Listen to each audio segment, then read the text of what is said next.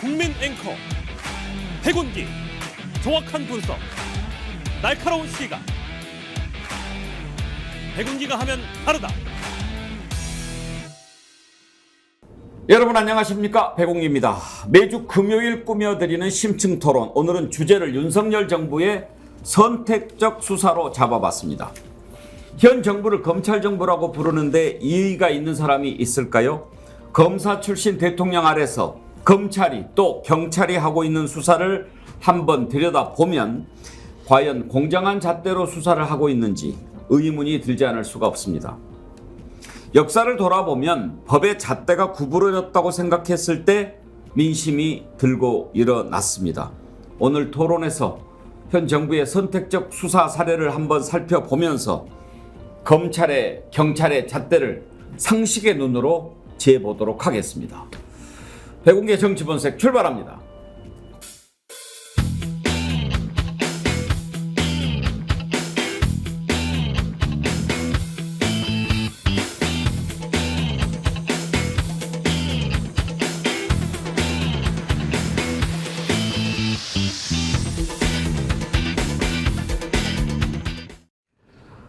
네, 정치본색 오늘은 집중토론, 압축토론으로 1시간 동안 진행해 드릴 텐데요. 네 분 패널 함께 하겠습니다. 안진걸 민생연구소 소장, 장윤미 변호사, 신인규 변호사, 정교한 스픽스 대표 함께 합니다. 어서 오십시오. 안녕하십니까.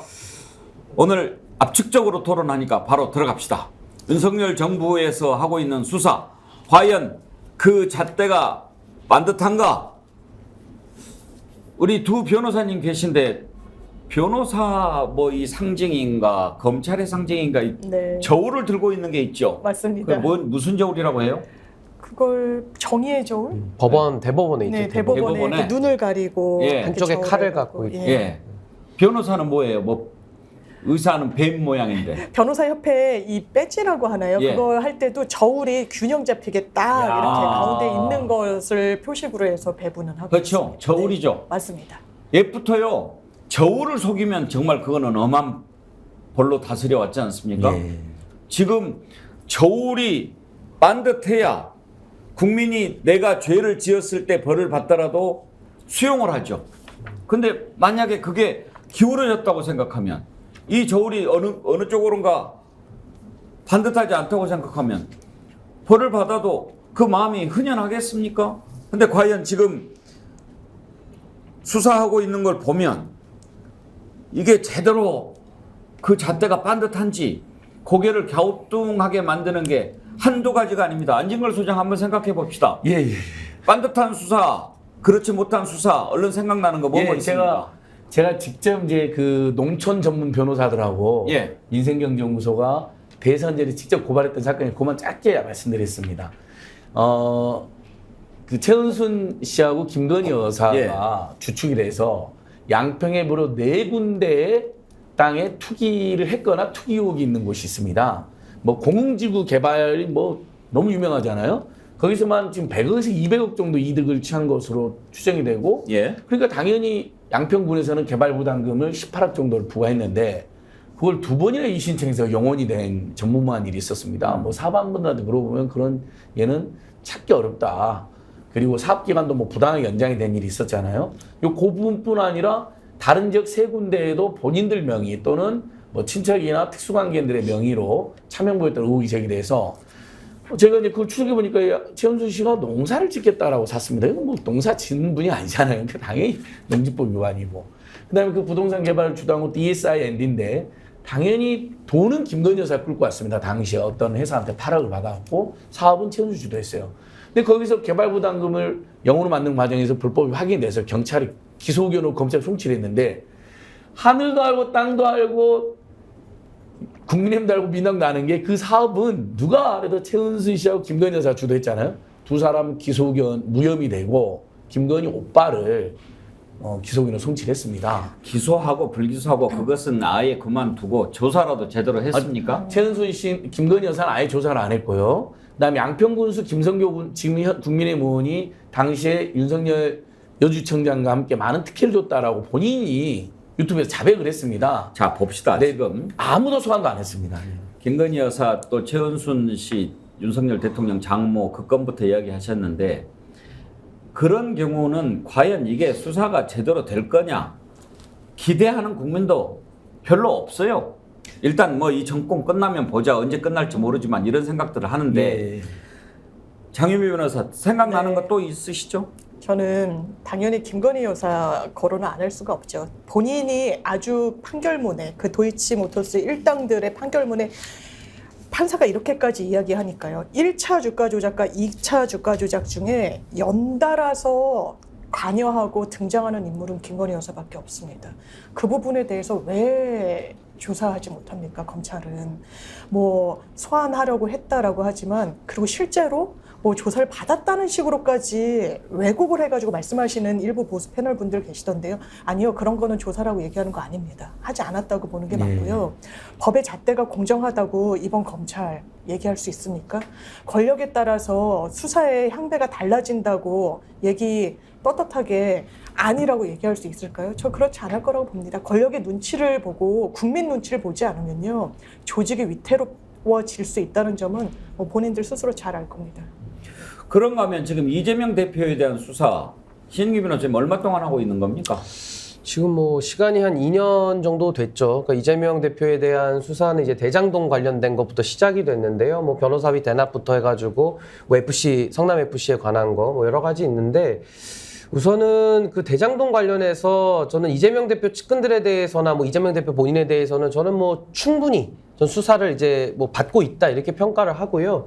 저는 한 가지 매우 이 수사의 공정성 문제에서 문제 삼고 싶은 것이 그 박영수 전 특검 있지 않습니까? 네. 그러니까 박영수 전 특검이 뭐 수산업자라든지 뭐 주가 조작단 그 회사 고문을 맡은 것도 지금 문제가 되고 있는데 그걸 논외로 하더라도 이 대장동과 관련해서 상당 부분 역할을 많이 한 걸로 이미 드러나 있습니다. 그리고 이 사실은 최근에 나타난 것이 아니고요. 이재명 대표 이야기가 나올 때부터 박영수 특검 얘기도 나왔었거든요. 근데 이상하게 박영수 전 특검에 대해서는 압수수색도 1년 7개월 만에 이루어지고 뭐 증거인멸의 시간 다 주지 않습니까? 그리고 뭐 이제 와서 이제 좀 소환을 한다고 해요. 그래서 참 이런 부분들은 이재명 대표에 대한 수사를 어떻게 보면 더 공정성에 대한 시비를 붙게 만듦으로써 정당한 수사까지도 지금 무력화시키는 이런 역할을 하고 있거든요. 그래서 저는 이재명 대표에 대한 수사 좋습니다. 더 열심히 했으면 좋겠고 박영수 특검에 대한 수사 철저하게 이루어져야 된다. 저는 이렇게 봅니다. 그러니까요. 정계환 대표 수사를 하지 말라는 게 아니죠. 수사를 한다는 것은 범죄 혐의가 있으니까 하는 거 아닙니까? 그럼 이쪽도 하고 이쪽도 하고 똑같이 해야죠. 그러니까 공정 문제에 대해서는 저는 이제 재론, 삼론 해봐야 검찰이 공정하지 않다. 저 사람들이 왜 저렇게 하지? 우리가 엄청난 비판을 했지 않습니까? 최근 드는 생각은 이렇습니다. 아, 이 사람들은 공정하지 않다는 건 너희들 아직 몰랐어? 원래 검찰은 공정하지 않은 거야. 선택적으로 수사할 수 있는 거야. 무슨 지금 그 까마귀 먹은 소리 하는 거야. 이런 걸 오히려 거꾸로 보여주는 것 같아요. 자, 최강욱 의원이 참고인으로 이번에 한동훈 장관의 개인정보 유출 관련해서 참고인임에도 불구하고 어떻게 됐습니까? 압수수색 당했죠. 자, 김종대 전 의원이 폭로했던 대통령실 용산 이전과 관련해서 천공이 분명히 육참 공간에 갔고 그것을 본 사람이 있다고 했는데 자, 왜 천공 그 중요한 거 국가기밀과 관련된 이런 내용에 대해서 폭로를 했는데 아무런 조치를 하지 않습니다. 참고인 압수수색 해야 될 거 아닙니까? 천공은 출두도 하지 않고 서면으로만 내놨는데 아무 문제 없이 그냥 넘어가 버렸습니다. 자, 자기들 필요할 때는 A라고 얘기했다가 불리하면은 F라고 이야기했다가 이렇게 왔다 갔다 하고 있는 이 검찰의 수사. 아, 이 사람들이 공정하지 않구나. 국민들이 믿지 않구나. 이렇게 하는 단계가 아니라 원래 검찰은 그런 거야. 야, 국민 바보들아. 그거 몰랐어? 너희들도 안 걸리려면 내 권력자한테 나한테 검찰한테 잘해야 돼. 그래서 검찰의 본성이 뭔지 대한민국 검찰주의가 무엇인지를 대한민국 국민들한테 그들 스스로 폭로하고 있다. 이렇게 저는 보고 있습니다. 장유미 변호사, 네. 공정한 수사라는 게 뭡니까? 국민이 보기에 아, 저건 절차를 정당하게 밟아서 네. 제대로 수사하고 있구나. 이렇게 느낄 때 그게 공정한 수사 아니겠습니까? 그런데 어떤 사람은 혐의가 이마만큼 있는데 그냥 먼지 털듯이 끝까지 하고 이거 나오다가 또 하면 또 이거 잡고 네. 아주 뭐 이렇게 해서 인생뿐만 아니라 온 가족까지 도륙을 하는 그런 형편인데 네. 김건희 여사 천공 한 번도 불러서 조사도 안 하고 이걸 어떻게 공정하다고 정당하다고 할 수가 있습니까? 부를 수가 없는 거죠. 그리고 근본적으로는 검찰총장 출신 대통령이 나올 때부터 사실상 내포되고 있던 우려가 그냥 현실이 되는 겁니다. 왜냐하면 검찰 내부에서도요, 윤석열 검찰총장이 대선으로 직행하는 데에 대한 우려의 목소리를 내시는 분들이 분명히 있었습니다. 왜? 검찰 조직이 망가질까 봐 그런 거예요. 제대로 수사할 수 있을 것인가? 권력의 칼날을 정확하게 들이댈 수 있을 것인가? 살아있는 권력이 전직 검찰총장이기 때문에 검찰의 칼날이 무뎌지는 거 아닐 것인가? 거기에 대해서 다 오라고 검찰 스스로 답변하고 있는 상황입니다. 김건희 여사 왜 부르지 못합니까? 천공. 본인이 제일 잘 아는 거잖아요. 고발 요청했잖아요. 당사자들 실제로 그 내용, 폭로의 내용은 대단히 구체적입니다. 흰 도포를 입고 이 외양과 관련해서도 언급하고요. 와서 했다는 행동과 관련해서도 구체적이에요. 당사자 불러야죠. 본인이 안 나오겠다고 하면 조사하지 않는 게 검찰입니까? 아까 짚어주셨지만 참고인에 불과하더라도 MBC 기자와 만난 적 한 번도 없다라고 하더라도 압수수색하는 게 현재 지금 뭐 그거는 경찰이 하긴 했지만 어쨌든 그런 수사기관들 지금 민낯 아닙니까? 거기에 대해서 국민들이 박수 쳐주고 있으니까 수사에 대한 댓글들 한번 스스로 보십시오. 나도 압수수색해라. 여기도 압수수색해라. 압수수색이란 게 언제부터 이렇게 희화화됐습니까? 이 정부 들어서부터라고 생각하고 있습니다. 네. 신영기 변호사, 죄라고 하는 것은 죄를 지은 것에 따라서 걸맞은 벌을 받아야 되는 거 아닙니까? 그런데 너는 죄가 있어 없어를 아예 처음부터 검찰이 정해버리면 그걸 국민들이 어떻게 받아들이겠습니까? 인지수사라고 하죠. 검찰이 뭐 인지해서 수사한다 뭐 이렇게 하는데 지금 보면 우리가 그 전에 들은 얘기가 있어요. 판사는 형량으로 봐주고 검찰은 뭐 아예 조사 안 하는 걸로 봐준다라고 하는데 너는 내가 봐서 그냥 혼내줄 거야 하고 수사하고 요건 뭐 죄가 있어 냄새가 나도 우리 편이니까 봐줄 거야 이렇게 하는 거 아닙니까? 그게 이제 그 검사들의 이제 검찰개혁의 핵심이라고 하고 그 덮어줄 수 있는 권한, 이제 불기소로 막아줄 수 있는 이제 이거에 대한 통제가 필요하다라는 것이 늘 있어왔던 얘기인데 아직도 지금 검찰개혁이 안 이루어졌다라고 볼 수밖에 없는 거고요. 보통 이제 뭐 유전무죄 이런 말 많이 하지 않습니까? 그래서 이 정관 변호사 사가지고 이제 변론을 받는 것인데 지금은 이제 유권무죄죠. 권한이 있으면 이제 죄가 없는 걸로 좀 되는 거 아니겠습니까? 저는 윤석열 검사 그리고 윤석열 검사와 함께 일했던 뭐 한동훈 지금 법무부 장관이죠. 이 검찰에 대해서 저는 굉장한 참 문제 제기를 안 할 수가 없는 것이 이분들이 수사 못하는 분들이 아니거든요. 제가 지금까지 대표적으로 국민들한테 뭐 좀 칭찬 들었던 수사들 말씀드리면 박근혜 대통령에 대한 수사 너무 잘했다고 하지 않습니까? 오히려 너무 과해서 문제였죠. 그리고 조국 전 장관에 대한 수사 뭐 수사가 과했다는 평가는 있지만 그래도 잘했다는 평가가 많습니다. 근데 이렇게 수사 잘하는 분들이 왜 김건희 여사에 대해서는 수사의 칼날이 거의 무슨 이쑤시개처럼 부러지듯이 이렇게 되는 것이며 왜 최은순 장모에 대해서도 수사가 솜방망이고 왜 박영수 특검에 대해서는 뭐 제 식구라서 봐주는 것인지 아예 수사를 안 한다고 볼 수밖에 없는 이 정도 상황이거든요. 근데 그런 검찰이 지금도 같은 동시대에 MBC 기자에 대해서 그러니까 한동훈 장관이 피해자라고 하는 이런 사건에 대해서는 아주 무리한 수사라고 평가될 만큼 과도하게 수사를 합니다. 그러니까 이 부분에 대해서는 검찰이 답을 해야 되는 것이고 답을 못한다면 이건 불공정하게 하는 거거든요. 그럼 국민들이 그걸 승복할 수 있겠습니까? 이쑤시개는 찌르면 따끔하기라도 하죠. 이건 뭐 이쑤시개는 아니고 거의 면봉이죠. 뭐 안진걸 소장은 이제 활동가시니까 활동하시다가 고소고발 같은 것도 많이 당하고 그러시죠? 예. 저희가 뭐 고소고발하기도 제가 당하기도 하는데요. 뭐 아까 이제 김건희 여사에 나와서 지금 우리 국민께서 이 사건을 이제 많이 잊어먹었고 무혐의로 끝난 거로 오해하는 사건 하나 계세요. 예. 그 유명한 학력 경력 조작 사건입니다. 본인이 직접 인정도 했잖아요. 예. 뭐 저기 돋보이고 싶어서 본인이 인정도 했는데 소환도 안 했잖아요. 국민적 여론이 들끓으니까 서면 조사만 해줬다는 거 아닙니까? 그건 뭐 시효가 지난 건 아닙니까? 시효가 안 지났어. 근데 서면 조사를 했는데 그것도 50일 동안 답변 안 한 겁니다. 그러니까 뒤늦게 형침됐다는데 이게 이제 경찰에 무혐의 처분했는데 저희가 이의 신청해서 검찰에 가 있습니다. 근데 검찰에 간 지도 벌써 1년이 다 돼 갑니다. 근데 이 간단한 사건조차도 수사를 제대로 안 하면서 본인도 인정했는데 예를 들면 정경심 씨는 본인도 부인한 상태에서 전격 기소까지 하지 않았습니까? 뭐 비슷하다는 평가를 받았으니까 예전에 어떤 이제 그 검찰 수사할 때. 그다음에 저희가 그 윤석열 정권에서 문제가 됐던 정호영 전 보건복지부 장관 후보자 또 한동훈 장관의 딸 부정 스펙 문제 뭐 예를 들면 앱을 개발해서 돈을 내야 되는데 본인들이 해야 될 것을 돈을 몇백만 원을 주고 사가지고 제출했습니다. 전형적인 업무방해고 사기 아닙니까?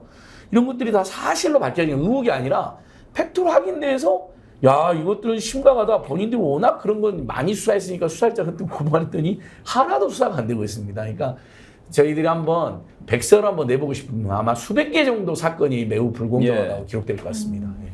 근데 정기환 대표 지난번에 천공 관련된 조사에서 왜 강제 수사 안 하냐 그랬더니 참고인이라 뭐 강제 수사 안 한다 그랬던 것 같은데 이번에 맞습니다.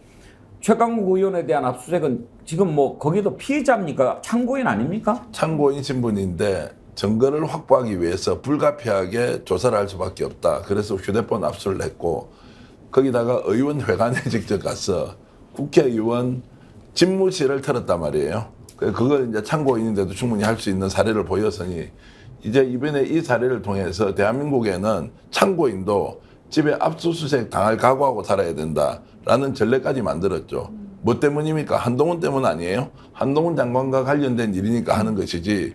아 이게 모든 국민이 이렇게 개인의 인권이 어느 정도 침탈당했을 때 이렇게 할 수 있습니다라고 한동훈 장관이 얘기할 수 있습니까? 못하지 않습니까? 결국 이것은 한동훈이 걸리면 무조건 과도할 정도로 불리한 쪽에 있는 사람은 샅샅이 파헤친다. 이런 것들을 전형적으로 보여주는 사례고요. 그리고 저는 이것이 정말 그 경찰이 서울경찰청이라고 하는데 어떤 과정에서 이걸 했는지 모르겠지만 저는 진실은 숨길 수 없다고 봅니다. 이것을 과도하다, 무리다 하면 안 된다라고 경찰청장, 경찰청 간부 또는 그 수사 담당 간부는 최소한 얘기해야 되는 거 아닙니까? 경찰이 그렇게 독립하고 싶다면서요. 검찰이 너무나 기소독점권도 가지고 있고 수사에 대해서 너무 많은 지휘를 하니 이걸 뭔가 국민을 위한 경찰로 거듭나기 위해서 나눠야 된다면서요.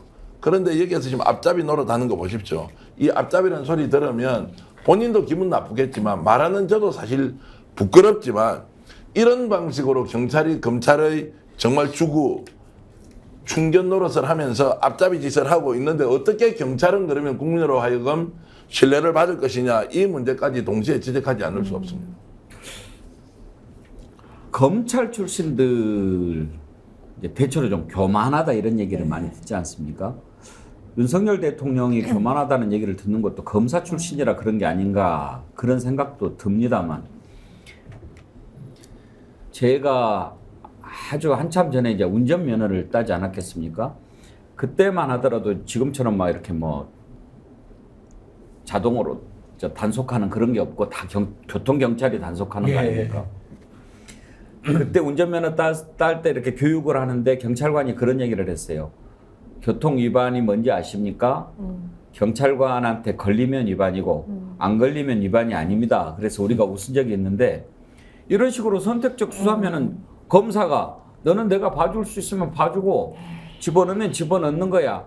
이런 생각을 하니 이게 교만으로 이어지는 게 아닌가 그런 생각도 들어요. 저는 어떤 경찰대에 나온 분한테 이렇게 얘기해서 경찰 너무 심한 거 아니냐 요즘 그랬더니 본인이 그 조직의 생리를 아는 분이라고 해야죠. 경찰 업무도 봤으니까 너무 권력의 눈치를 본다는 거예요. 그런데 검찰은 완전히 중심에 있는 게 조직의 논리라는 겁니다. 경찰은 권력을 보고 검찰은 어쨌든 조직의 논리를 보는데 둘 다 건강한 방향은 아니죠. 제가 최근에 경찰이 너무 좀 안타깝다는 생각마저 드는 게 그 고공에서 농성을 하는 노동자를 사실상 엄청나게 과잉 진압한 거 아니겠습니까? 저희 아이랑 뉴스를 보고 있었어요.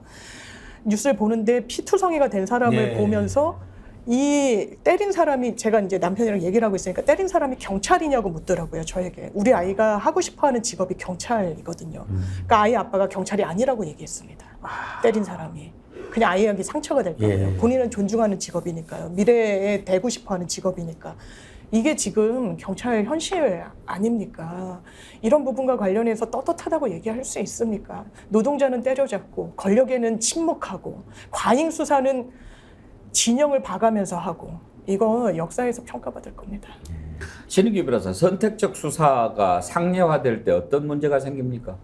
일단은 법에 대한 존중과 권위가 떨어질 수밖에 없고요. 저는 이 검사들이 이 덮어주는 문제에 대해서는 전 다각도로 저는 제도적 보완을 해야 된다고 봅니다. 그러니까 우선은 이게 덮어주는 거 뭐 직무유기 내지는 뭐 직권남용 될 수 있거든요. 그러니까 이런 부분에 대해서 뭐 공수처라든지 다른 기관에서 검사들을 상대로 수사를 할 수 있도록 해야 되는 게 첫 번째가 있을 것이고, 또 하나는 이 덮어주는 기능 있지 않습니까? 불기소 이런 기능에 대해서 뭐 시민 배심제 같은 걸 좀 도입을 해서 검사들이 덮더라도 이의를 제기해서 시민들이 참여하는 형태로 해가지고 기소를 의무적으로 할 수 있도록 이런 좀 제도들을 좀 마련을 해가지고 검사가 갖고 있는 이 기소 독점주의라고 하는 이 무소불위의 권한을 통제를 해야 되는 것이거든요. 그리고 더 나아가서는 검사들이 기소를 해도 사람의 뭐 신세를 망칠 수가 있고요. 잘못된 수사를 해서 또 덮어줌으로써 이런 식으로 정의의 문제를 또 건들 수가 있거든요. 그렇기 때문에 저는 검사들도 한 사건 한 사건마다 본인의 그 수사 의견이 있지 않습니까? 이걸 의무적으로 다 남기게 해야 된다. 남기게 해서 나중에 결과를 보고 유죄 무죄 나올 거 아닙니까? 여기에 대해서 검사들도 평가를 받아야 된다. 그 심지어 징계는 당연히 해야 되는 것이고요.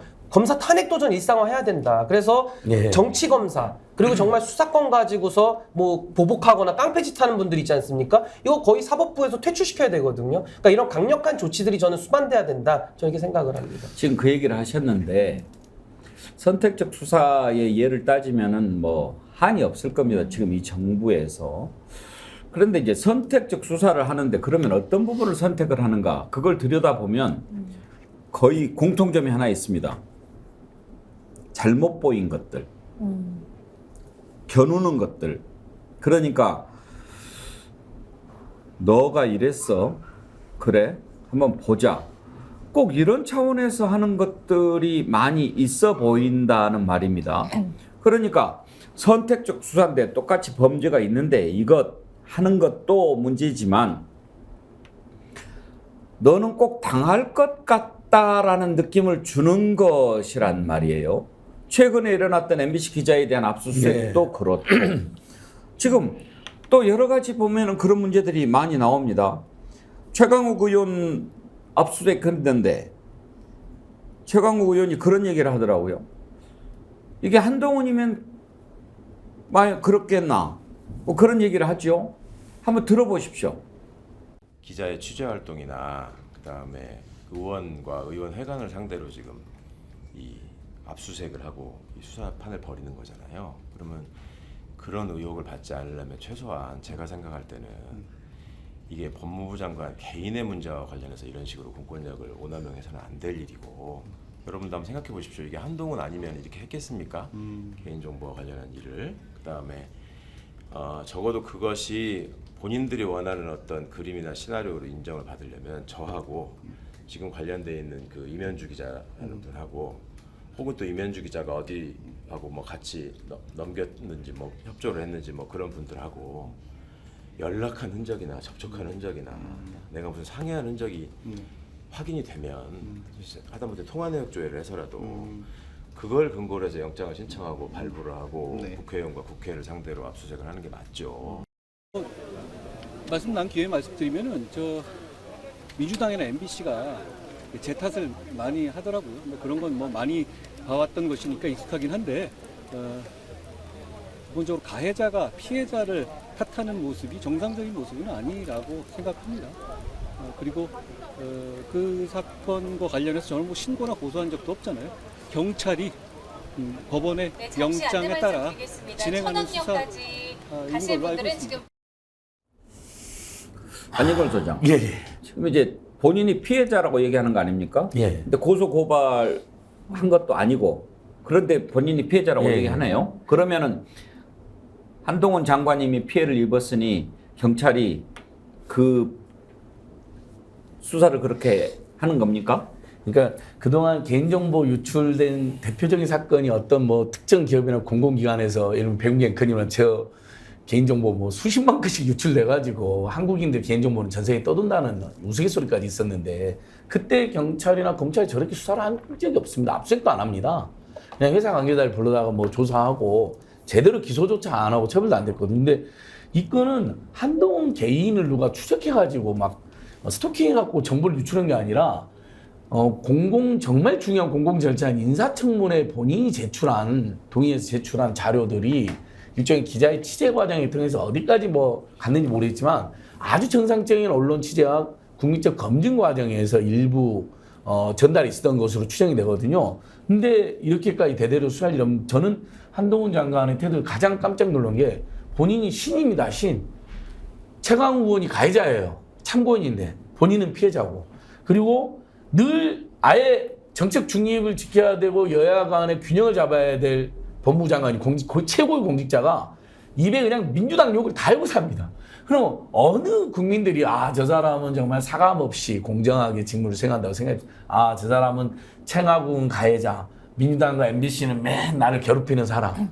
이렇게 딱 생각하고 업무에 임하고 있구나. 검찰 영향력을 행사하고 있구나. 그러니까 그런 태도로는 저는 절대 국민의 신뢰 받을 수 없다. 이렇게 보고 있습니다. 황유미 변호사, 네. 최강욱 의원에 대한 압수수색은 네. MBC 임현주 기자하고 연관이 된 거 그렇죠. 아닙니까? 왜 MBC 임현주 기자에 대해서 압수수색을 한 겁니까? 이면주 기자가 이 열린공감 TV에 개인정보, 그 한동훈 장관의 개인정보가 있는 걸 유출하지 않겠느냐라는 취지인 것 같습니다. 이건 두 개로 행위를 좀 분별해서 볼 필요는 있을 것 같습니다. 이면주 기자가 뭔가 어떤 의원실을 통해서인지 모르겠지만 그 당시에 법사위원들을 통해서 입수했다는 그 자료, 그것까지 불법으로 지금 이야기를 하는데요. 그걸 불법으로 보기는 어려울 것 같습니다. 그런데 이런 내밀한 정보를 외부로 만약에 유출했다면 그 부분과 관련해서는 법적 평가가 좀 달라질 수는 있는데요. 그렇지만 여기까지 가져온 수사는 짚어주셨지만 과도합니다. 기업에서 몇백만 건, 아주 기업의 고객들의 정보가 빠진 그런 건은 압수수색해도 되죠. 한 건입니다. 피해자 한동훈이라고 적시된 거기에 대해서 만약에 유죄가 나오더라도 벌금형 정도예요. 그런데 대대적으로 물론 기자에 대해서 업무 휴대전화, 노트북 정도는 볼 수 있다고 생각합니다. MBC 본사, 뉴스룸 겨눌 필요가 없는 겁니다. 과도합니다. 그리고 이 부분과 저도 예전에 국회 출입 기자를 한 적이 있습니다. 네. 인사청문회를 하면요. 장관과 관련해서 의원실을 접촉해서 그 자료를 다 확보를 합니다. 왜? 그게 언론의 본분입니다. 그게 언론의 기능이자 역할이에요. 저 또한 그렇게 취재를 했었습니다. 청문위원들이 놓칠 수 있는 쟁점이 있을 수 있습니다. 여야에 따라서 기자들이 그 부분을 교차 검증하는 겁니다. 그 부분을 한동훈 장관은 불법이라고 이야기하더라고요. 이 정부의 그리고 정권의 핵심 실세가 언론을 이렇게 보는구나 라는 생각에 놀라움을 금할 수가 없습니다. 언제까지 법무부 수장으로서 본인을 피해자라고 지칭할 겁니까? 피해자인 건 맞습니까? 본인이 피의자였던 적도 있었죠. 그때 태도 어땠습니까? 비밀번호 알려주지 않았죠. 수사에 협조하지 않았습니다. 민주주의 거론했습니다. 피와 눈물 거론하면서 민주주의의 근간이라고 얘기했어요. 본인은. 그런데 다른 사람이 행사하면 그거는 범죄가 되는 겁니까? 왜 이렇게 공정하지 못한 잣대로 이런 공직을 수행하고 있는 겁니까? 그러니까 국민들이 박수치지 못하는 겁니다. 왜 MBC 임현주 기자를 수사합니까? 개인정보 유출을 했다고? 꼭 그럴까요? 임현주 기자가 어떤 기자입니까? 바이든 날리면 네. 그 보도했던 기자입니다. 그것 때문에 그런 건 아니었을까요? 만약에 그랬다면 우리 어떤 게 떠오릅니까? 검사가 수사권 가지고 보복하면 그게 깡패지 검사입니까? 제가 하는 얘기 아닙니다. 여러분이 다 기억하는 내용입니다. 기억을 한번 되살려 드리죠. 들어보시겠습니다. 정권에 대한 수사를 이렇게 자꾸 반복하는 게 개인적으로 뭐 이렇게 좋겠어요? 일부에선 말도 안 되는 소리겠지만은 뭐 보복에 대한 얘기를 좀 하고 있거든요. 검사가 수사권 가지고 보복하면 그게 깡패지 그게 검사입니까? 정의환 대표, 그러면 지금 깡패입니까 검사입니까? 그러니까 나눠보겠습니다. 수사권을 가지고 그럼 수사권을 가지고 보복하면 검사가 아니고 깡패라고 했지 않습니까? 이 말의 의미는 수사권을 행사할 때 얼마나 엄격한 기준과 절차를 통해서 해야 되는지, 그렇지 않으면 검사도 깡패로 보일 수 있다. 그래서 지금 하고 있는 이 수사 행위는 깡패가 하는 짓이 아니라 정당한 수사권을 가지고 있는 것이다라고 본인이 항변한 거지 않습니까? 지금 다 적용해 보십시오. 한동훈 장관 나와서 저렇게 하는 이야기. 제가 비유를 하겠습니다. 만약에 상식적이고 정상적인 고위공직자라면 혹시라도 압수수색을 해야 되는 상황이 올 수가 있지 않습니까? 그런데도 이 사람이 바이든 날리면 당사자이기 때문에 이거 자칫 잘못하다가는 정권이 오해를 받게 된다. 또는 내 자신에 대한 고발건으로 수사하는 것이기 때문에 더욱더 국민들이 이상한 시각으로 볼 수 있으니까 이것은 제어해야 된다라는 의견을 줄 수 있거나 분명히 이 압수수색 과정에서는 보고를 했을 거예요. 그 정보 당연히 파악을 했겠죠, 검찰에서. 자, 그러면 정상적이고 상식적이고 올바른 리더라면 이런 부분에서 오히려 더 엄격하게 적용해서 이 문제 오해 생기니까 하지 마라. 이게 조금 전에 윤석열 당시 특검 수사팀장이 얘기했던 수사권이 남용되면 깡패가 하는 짓이 아니라 검사가 하는 짓이라는 구분을 했듯이 지금 적용해 보십시오. 스스로 깡패라고 자백하는 거 아닙니까? 아마도 자신은 깡패일 수도 있다. 그러나 더 중요한 것은 내가 가지고 있는 권한과 권력이 막강하기 때문에 깡패처럼 쓰더라도 이것은 검사의 기소독점권 수사권에 대한 행사로 국민들한테 설득시킬 수 있다. 이렇게 착각하고 있을 겁니다. 신은기 변호사 보시기에 깡패입니까 검사입니까? 저는 뭐 참 하고 싶은 얘기가 많은데요. 일단은 2016년도에 저 윤석열 검사와 지금의 윤석열 대통령은 좀 다른 사람 같아요. 좀 말로만 보면은 다른 사람인 것 같고, 저는 지금 저 깡패 얘기가 아마 한동훈 지금 장관한테 일침을 가하는 거 아니냐 이렇게도 보이고, 이 검찰 수사의 성패라는 것이요, 그냥 사람 잡아놓는 걸로 승패가 나는 게 아닙니다. 결국에는 당사자 내지는 국민들이 신뢰하고 그 수사 잘했다 해야지 성공하는 것이지, 지금 이런 식으로 한동훈 장관 보시면은요, 일단 공인으로서 의식이 전무합니다. 전혀 없고요. 공적 검증 대상이다. 본인이 법무부 장관이라는 어마어마한 국무위원회 자리라는 것을 잊고 있어요. 그러니까 한동훈 장관 얘기대로 하면은 본인은 지금 거의 국민의힘 검찰이에요. 국민의힘 당 소속 무슨 당 직책 같아요. 그러니까 이런 식으로 검찰권을 행사해가지고는 대한민국의 법무부 장관이라고 보기에는 너무 어렵다는 것이고, 두 번째는 일단 검찰 신뢰를 깎아먹는데 지금 저는 한동훈 장관이 큰 일을 하고 있다고 봅니다. 일단 말이 너무 많아요. 그러니까 법무부 장관으로서 말을 아끼고 오히려 오해를 불식시키기 위해서 노력해야 되는데, 저렇게 말씀 많이 하시고 좋아하시면 그냥 사표 내시고 여기 와가지고 패널을 하시는 낫죠. 제가 자리를 양도해 드릴 테니까. 다른 데 소개해 주세요. 그러니까 다른 데 가시는 간에 백우앵커님의 용남 아니 뭐 알았습니다. 종편 나가면은 인기 섭외 1순위 되실 텐데 차라리 패널을 나가시는 게 맞을 것 같고, 또 하나는 지금 전형적으로 가해자 피해자로 나누고 있지 않습니까? 저 재판도 안 했는데 무죄 추정 원칙 안 배웠습니까? 그러니까 헌법을 모르는 거예요. 아니면 알면서도 양심을 속이거나. 근데 지금 가해자 피해자 규정하는 게 첫 번째 문제고, 또 하나는 이 정부 들어와서 가해자 피해자 바꿔치기를 너무 많이 합니다. 뭐 예를 들까요? 이준석 대표도 보시죠. 뭐 이준석 대표가 뭐 잘못을 많이 했습니까? 근데 그냥 가해자 만들어 버리죠. 뭐 MBC 볼까요? 바이든 날리면 사태 때 그냥 MBC가 가해자 돼버립니다. 국익을 훼손한 동맹을 파괴한 가해자가 돼버리고, 뭐 태영 의원도 마찬가지 아닙니까? 이진복 수석이 당무 개입을 하면 그분들이 가해자지, 어떻게 그 보좌진들이 유출하고 했다고 해서 그거 색출해서 그 사람들을 또 가해자로 둔갑을 시킵니까? 이 전형적인 검찰이 지금까지 했던 가해자 피해자 바꿔치기 수법을 아직도 쓰고 있다. 이 프레임 전환하는 데에는 상당히 능통하다. 이게 저는 지적하고 싶고, 마지막으로 아까 뭐 경찰이 수사하니까 한동훈 장관이 마치 이거는 공정한 수사고 본인의 피해를 구제해주는 듯하게 말씀하시지 않습니까? 영장 청구를 경찰이 합니까? 영장 청구 검사가 하는 거예요. 그걸 본인이 알지 않습니까? 근데 이것을 마치 국민들 앞에서는 이거 경찰이 수사하니까 억울한 검사 출신의 이 한동훈을 구제해 주는 거야 라는 식의 지금 프레임을 짜거든요. 저는 이 지금 제가 말씀드린 한 3-4가지를 종합해 봤을 때 정말 일국의 법무부 장관으로서의 역할이 저렇게 이루어져서 되겠는가. 저는 이재명 대표뿐만 아니라 대한민국에 많은 수사할 부분들이 있다고 보거든요. 지금 한동훈 장관의 저런 언행으로 인해서 정당한 수사까지도 전 오해를 받기 때문에 저건 열심히 일하는 검사들한테도 전 못할 짓입니다. 신은기 변호사 말씀을 들어보니까 우리 토론이 진실에 한 걸음 더 다가가는데 큰 도움이 될 것 같다는 생각이 듭니다. 오늘 현 정부의 선택적 수사 사례를 통해서 이렇게 될 경우 어떻게 될까? 우리는 어떻게 해야 될까 생각을 해보고 있는데요. 방금 신은기 변호사 말씀 들어보니 이런 선택적 수사는 잘못을 넘어서 범죄가 아닌가 그런 생각도 듭니다. 가해자와 피해자를 바꿔친다면 그건 범죄 아닌가요? 이런 문제를 한번 좀 생각해 보겠습니다.